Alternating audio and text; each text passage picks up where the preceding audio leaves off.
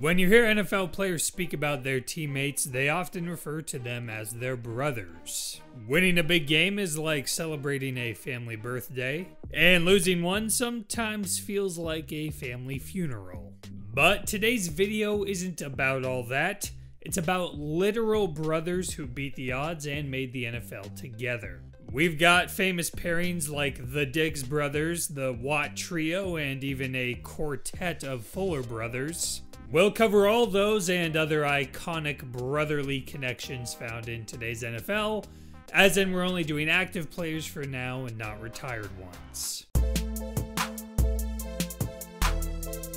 Let's begin with the Diggs brothers. Although Stefon is known as the stud receiver and Trayvon as the dynamic corner, both brothers actually played offense and defense in high school. Stefon was a 5-star recruit, but he wanted to stay home and play at Maryland. He was extremely productive, but had some injury problems that hurt his draft stock, and the Vikings snagged him in the 5th round. There, of course, he was able to play up to his potential and became a #1 wide receiver. We had the great Minneapolis Miracle, but there were also some frustrations. He goes to Buffalo, escalates to a first-team All-Pro, and the Vikings use a pick in that trade to get Justin Jefferson. If only every trade could work out like that. Meanwhile, Trayvon went on to play at Alabama as a 4-star prospect. He actually played wide receiver and corner his freshman year before moving full-time to defense the next year. The Cowboys got him in the 2nd round of the 2020 draft, and now he's their turnover machine. Up next, we've got the Fuller family, who sent 4 brothers to the NFL. All 4 of those Fullers went to Virginia Tech, and it started with Vincent Fuller going to the Titans in the 2005 draft. He would remain in the league until 2011. 2 years later, Corey was drafted by the Lions. He played in the league for 5 years and is currently a scouting assistant for the Panthers. He's actually the only brother who didn't play defensive back, as he opted for wide receiver instead. Third in line is our most well-known Fuller in Kyle.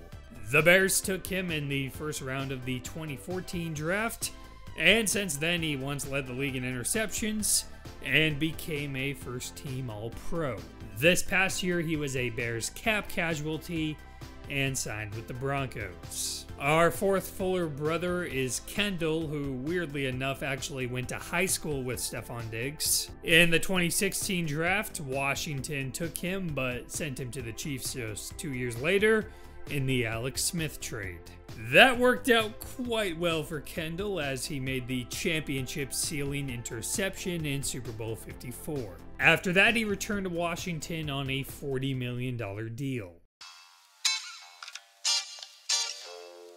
Between Travis and Jason Kelce, there's 2 Super Bowl rings, 6 first-team All-Pros, and 10 Pro Bowls, so that's automatically going to put the Kelce family in the conversation for one of the most accomplished NFL families there's ever been.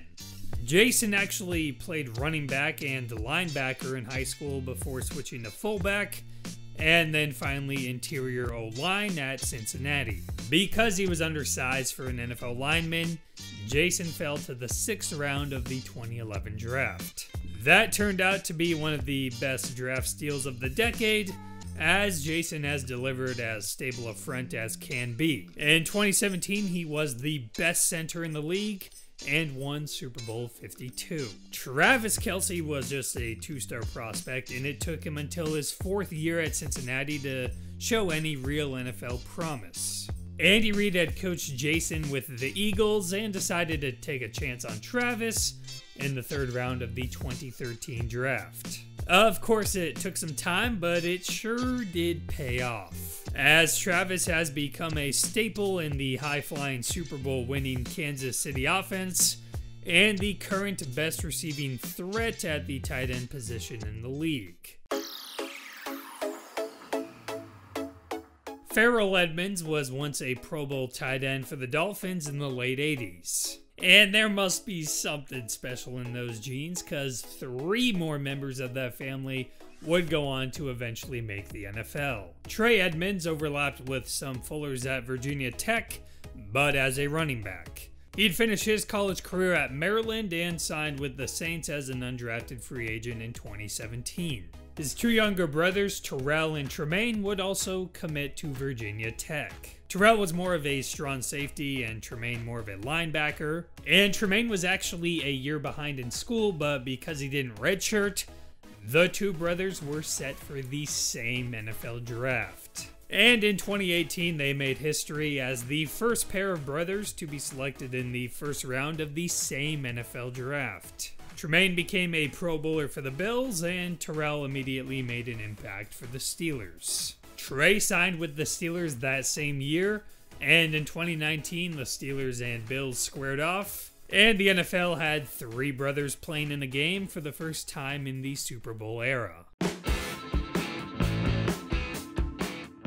Despite what you may think of JJ Watt now, he was once just a two-star recruit. He didn't produce much as a tight end his freshman year at Central Michigan, so he walked on as a defensive end for Wisconsin. And by the end of his junior year, he was one of the best players in the nation. The Texans draft him in the first round of the 2011 draft, and he goes on to become the best player in their franchise history, winning Defensive Player of the Year 3 different times. Derek Watt is about 50 pounds lighter and 3 inches shorter than JJ.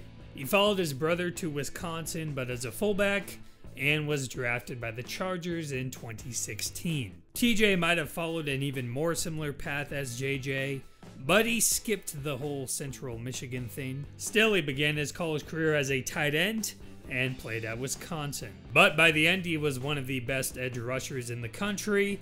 The Steelers got him in the first round, and he has become the second Watt to be named a first-team All-Pro. When Derek joined him on the Steelers, the three brothers joined the Edmonds in 2020 as part of the exclusive Three Brothers in One Game club.